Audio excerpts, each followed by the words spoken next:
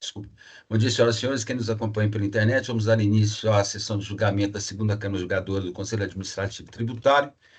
Temos um processo de retorno e 3 processos na pauta ordinária. Vamos iniciar pelo processo de retorno, que é o processo da Votorantim Cimentos S.A., que é o 40.11.80.16.02.189. Relatora desse processo, conselheira Valéria Cristina. Representante do direito passivo não se faz presente. Representando a Fazenda Pública, doutora Gerluce Castanheira. Conselheira Valéria, estando em condições, por gentileza, proferir relatório. Obrigada, senhor coordenador. Um bom dia. Bom dia, secretária Chauane, conselheira Adriane, doutora Gerluce, senhores conselheiros, representante da Fazenda, doutor Wilson, que aguarda seu processo, e conselheiro Otávio, que também aguarda seu processo. Senhor coordenador, eu vou me abster de fazer o relatório, considerando que eu tenho uma proposta de encaminhamento em diligência. Caso superada, posso fazer a leitura completa do relatório. Considerando que no auto de infração cobra-se do sujeito passivo ICMS no valor de R$ 1.078.054,14, acrescido das combinações legais, por ter deixado o sujeito passivo de registrar nos registros fiscais da apuração do ICMS operações próprias da EFD, ou de efetuar o recolhimento por meio de documento de arrecadação distinto no período de janeiro de 2013 a dezembro de 2013, o valor correspondente ao ICMS do diferencial de alíquotas, incidente sobre aquisições de mercadorias destinadas ao uso e consumo do estabelecimento. Considerando conforme se depreende do demonstrativo de folha 9, documento instrumental, que a omissão do recolhimento do ICMS diferencial de alíquotas refere-se a 3 infrações. Diferença de DIFAL a recolher entre as notas fiscais eletrônicas registradas sob os CFLPs 2556 e 2557. DIFAL referente a bens de uso e consumo registrados como ativo imobilizado, CFLPs 2551 e 2552. DIFAL relativo à aquisição interestadual de bens de uso e consumo, constantes em nota fiscal eletrônica e não registradas na escrituração fiscal digital. Considerando que se aprecia neste momento o recurso interposto pelo sujeito passivo em desfavor da decisão singular, por intermédio da qual o julgador conheceu da impugnação, negou-lhe provimento, afastou a decadência e julgou procedente o auto de infração. Considerando que a recorrente, ela reitera, nesta fase processual, a preliminar de decadência parcial do lançamento, em relação às competências de janeiro a agosto de 2013, com fundamento no artigo 150, parágrafo 4º do Código Tributário Nacional, sob a alegação de que teria havido pagamento do ICMS nessas competências e não teria incorrido em fraude, dolo ou simulação. Considerando que a recorrente ela sustenta ainda que as mercadorias ingressadas no seu estabelecimento seriam de alguma forma utilizadas no seu processo produtivo de cimento, que grande parte dos produtos lançados sob os CFLPs 2556 e 2557 seria utilizado como material de segurança no processo produtivo, e que, quanto aos bens lançados nos CFLPs 2551 e 2552, tais como estruturas metálicas, vergalhões e outros, a fiscalização teria se equivocado ao classificá-los como material de uso e consumo, pois se destinariam à construção metálica pré-fabricada do estabelecimento, integrando o seu ativo imobilizado e, portanto, amparado pela isenção prevista no artigo 6º, 92 do anexo 9º do RCTE. Considerando que os autos retornaram de diligência com a manifestação da autoridade fiscal sob as alegações apresentadas por parte do sujeito passivo, a qual indicou que as mercadorias descritas, folhas 64 e 67, conforme denominação adotada pela própria empresa, seriam notoriamente de aplicação em obras civis que, ainda que tais bens integrem o ativo contábil, não geram direito a crédito de ICMS, que o estabelecimento autuado figura como consumidor final de mercadorias aplicadas em bens fora do campo de incidência do ICMS, adquiridas de unidade da federação distinta. Considerando que, dentre as operações autuadas, constam transferências de mercadorias entre estabelecimentos da mesma titularidade. Considerando que o Supremo Tribunal Federal, no julgamento da DC 49, declarou a inconstitucionalidade das expressões contidas nos artigos 11, parágrafo 3º, inciso 2, 12, inciso 1, no trecho, ainda que para outro estabelecimento do mesmo titular. E artigo 13, parágrafo 4º, todos da Lei Complementar 87, de 96, ao firmar o entendimento do que o ICMS incide apenas quando há circulação jurídica de mercadoria, com a efetiva transferência de titularidade, o que não se verifica no mero deslocamento físico entre estabelecimentos do mesmo contribuinte.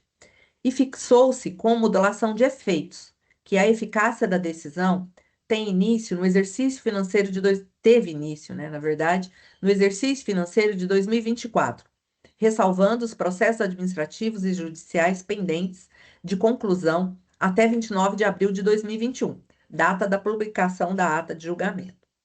Considerando que os fatos geradores se referem ao exercício de 2013 e que o sujeito passivo ele foi cientificado da cobrança inicial em 13 de agosto de 2018. Considerando o entendimento consolidado na súmula 555 do STJ, segundo a qual, quando não houver declaração de débito, o prazo decadencial quinquenal para o fisco constituir o crédito tributário conta-se exclusivamente na forma do artigo 1731 do Código Tributário Nacional, nos casos em que a legislação atribui ao sujeito passivo o dever de antecipar o pagamento sem prévio exame da autoridade administrativa. Considerando que a jurisprudência predominante, segundo a qual a aplicação da regra decadencial prevista no parágrafo 4º do artigo 150 do CTN exige a presença cumulativa de 4 pressupostos: que o tributo seja sujeito ao lançamento por homologação, tenha havido a respectiva declaração do débito, tenha ocorrido a antecipação do pagamento e não tenha ocorrido fraude, dolo ou simulação. Considerando que a exatidão do lançamento ela deve ser assegurada nos termos dos princípios da legalidade e da verdade material que regem o processo administrativo tributário. Considerando que a autoridade julgadora ela tem competência para determinar a realização de diligência, conforme os parágrafos 2º e 3º do artigo 20 da Lei 16.469, de 2009. Assim, senhor coordenador, a sugestão é encaminhamento dos autos à gerência de auditoria de indústria e atacado, para que, determinada uma autoridade fiscal, preferencialmente a autora do procedimento inicial, a fim de manifestar nos seguintes termos: excluir da cobrança as operações relativas à transferência entre estabelecimentos do mesmo titular. Analisar a conduta do sujeito passivo quanto à aplicação ou não da regra prevista no parágrafo 4º do artigo 150 do CTN, indicando, caso existam, elementos probatórios que elucidem o comportamento do contribuinte. Favor anexá-los aos autos. Caso afaste a aplicação da norma prevista no parágrafo 4º do artigo 150 do CTN, apresentar ainda assim um demonstrativo da apuração dessa regra para fins de subsidiar a deliberação deste colegiado. Prestar quaisquer outros esclarecimentos que entender úteis e pertinentes à solução das controvérsias discutidas neste contencioso. Na sequência, os autos, após o cumprimento da diligência, deverão ser remetidos à gerência de preparo processual para que seja o sujeito passivo intimado para tomar conhecimento do resultado da diligência e, caso do seu interesse, manifeste nos autos no prazo de 30 dias. Seria essa a proposta de encaminhamento, senhor coordenador. Muito obrigado, conselheira Valéria. Doutora Gerlúcia, em nome da representação fazendária, com relação à proposta apresentada pela conselheira Valéria, como se manifesta? Bom dia a todos, né, primeiramente. A Fazenda Pública, ela está de acordo, realmente existem algumas notas fiscais que agora são alcançadas pela modulação dos efeitos da DC 49, né? Trata-se de transferência, notas fiscais de transferência da fábrica de Cuiabá para o estabelecimento aqui em Goiás. Portanto, nesse caso, não há incidência do ICMS, conforme definido na ação de constitucionalidade, e devem ser excluídas do lançamento, já que esse processo se encontra dentro da modulação dos efeitos. A Fazenda Pública concorda, senhor coordenador. Muito obrigado. Senhoras e senhores, conferência?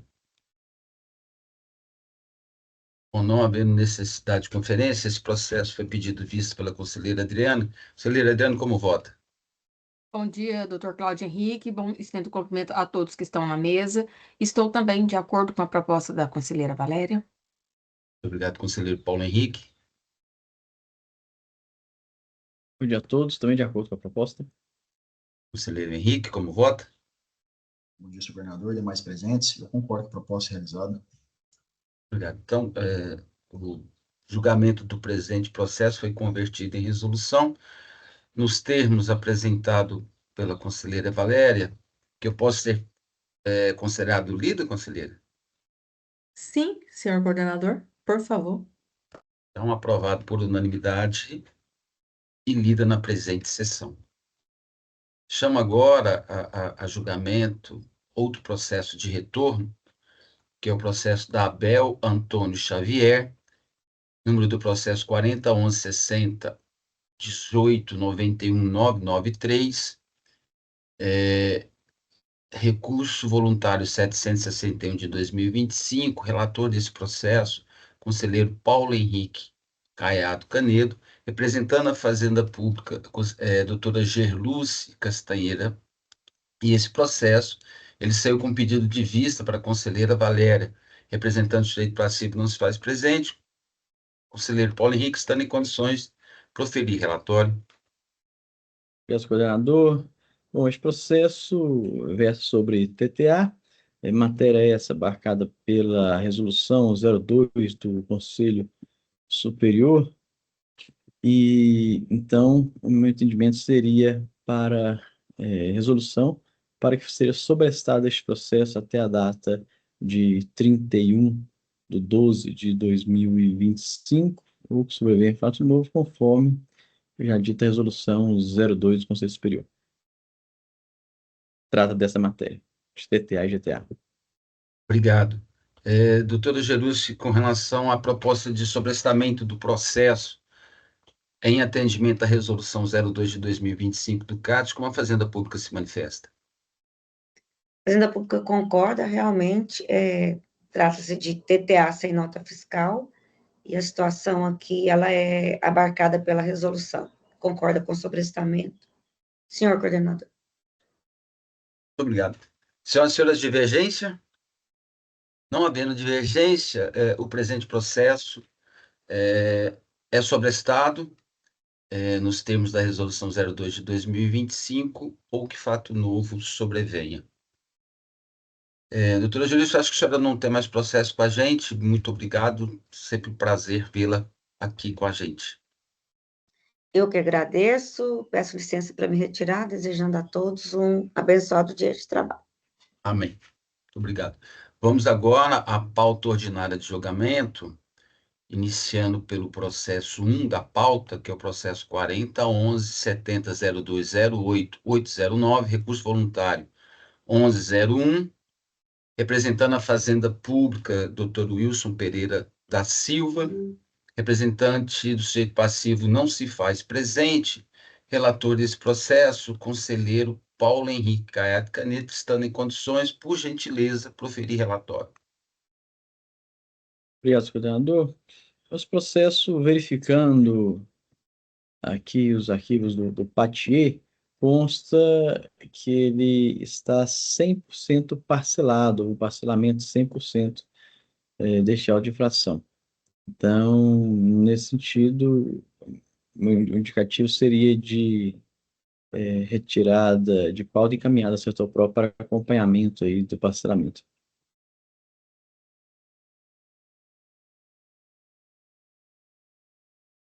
Doutor Wilson, bom dia. Com relação à proposta apresentada, a informação trazida aqui do processo pelo conselheiro Paulo, como se manifesta a Fazenda Pública? Primeiramente, né, muito bom dia, senhor coordenador, doutor Cláudio, ao relator, né, doutor Paulo, doutor Henrique, doutora Adriane, doutora Valéria, doutor Tavo, né, que está na sala de espera, a secretária Chauane e a todos os companheiros de sessão pelo YouTube. A representação concorda realmente ao parcelamento, o contribuinte fez um parcelamento, não só desse auto, mas de outros autos também, né? Então, houve parcelamento total. Então, os termos do artigo 11b do decreto 6930, né? Houve o reconhecimento do débito, reconheceu o direito de defesa e desistência do recurso. Então, a gente concorda com a proposta do relator. Obrigado. Obrigado. Conselheiro Paulo, só uma indagação aqui que me gerou uma dúvida. Seria por sobrestamento ou seria uma resolução citando o 31, o do 11B? Eu acho que é aqueles casos que saem como os demais, é despacho, né? Despacho, né? Seria despacho do coordenador, né? Uma vez que está 100% parcelado. Senhoras e senhores, divergência? Não. Ou não havendo divergência com a anuência da Fazenda Pública, diante da informação trazida pelo conselheiro Paulo Henrique, com certeza tirou do Patier, há um parcelamento total do processo, então, por despacho, esse processo ele é encaminhado para a Superintendência de Recuperação de Crédito para fazer o acompanhamento do parcelamento nos termos do 11B também. Conselheiro Paulo, transfiro a coordenação para o senhor, que o outro item da pauta, que é o item 2, que também é do sujeito passivo Gladson Luiz de Castro, é de minha relatoria.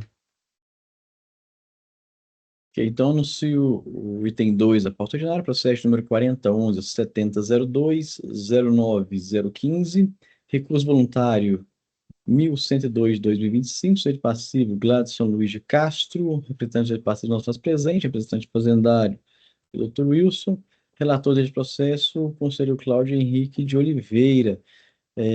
Já indago, tendo em vista que é o mesmo sujeito passivo do processo anterior, seria o mesmo caso de parcelamento, né, verificado via Patier e o mesmo caso de retirada de pauta via despacho. Conselheiro Cláudio. Sim, governador, como dito pela Fazenda Pública no processo anterior de sua relatoria, são 8 processos desse sujeito passivo e ele fez o parcelamento total dos 8 processos. Então, a minha proposta equivale à apresentada pelo senhor no processo anterior, em função do parcelamento total realizado. Ok, Dr. Wilson. A gente concorda, realmente muito bem colocado, ele parcelou 8 autos de infração, no mesmo parcelamento total, né? Então, a gente entende que como correta a colocação do Dr. Cláudio. Obrigado. Tem alguma divergência? Bom, então esse processo sai com despacho dessa coordenação, nos mesmos termos do despacho feito no processo anterior. Você retorna a coordenação com o conselheiro Cláudio Henrique Oliveira. Muito obrigado, conselheiro Paulo. Chamo agora o conselheiro Távolo, em substituição ao conselheiro Henrique, para julgamento do item 3 da pauta ordinária, que é o processo 4011-7004, 20.245, recurso ex ofício 1103 de 2025, sujeito passivo Marcos Antônio de Moraes, solidário Amarildo José Silva, representante do sujeito passivo não se faz presente, representando a Fazenda Pública, continua o doutor Wilson Pereira da Silva. Conselheiro Távio, estando em condições, por gentileza, proferir relatório. Bom dia, senhor coordenador, senhores conselheiros e conselheiras, representante fazendário doutor Wilson. Senhor coordenador, a matéria no presente auto, ela se insere no escopo da resolução 2 de 2025 do CAT, o qual determina o sobrestamento dos julgamentos até 31 de dezembro de 2025 ou que sobrevenha um fato novo dos processos cujo objeto seja a cobrança de ICMS decorrente de GTA ou TTA, desacompanhado de nota fiscal. Assim sendo, seria essa a proposta, senhor coordenador.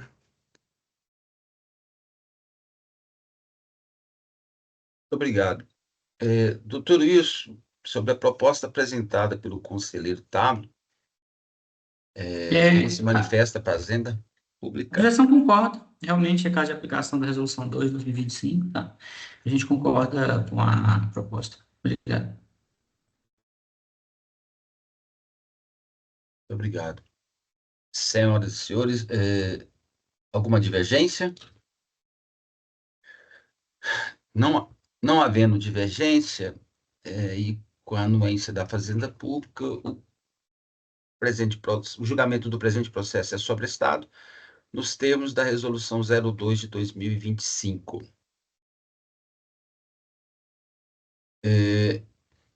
Eu não vi aqui se temos atos administrativos. Temos alguma ato administrativo, Chauane? Não, senhor coordenador, para hoje não. Tá, muito obrigado. Então, não havendo atos administrativos, a pauta ordinária de julgamento esgotada e os retornos também foram julgados. Eu agradeço a todos e convoco-os para amanhã, dia 29/5, a partir das 8h30, para a nossa sessão ordinária. A todos, muito obrigado.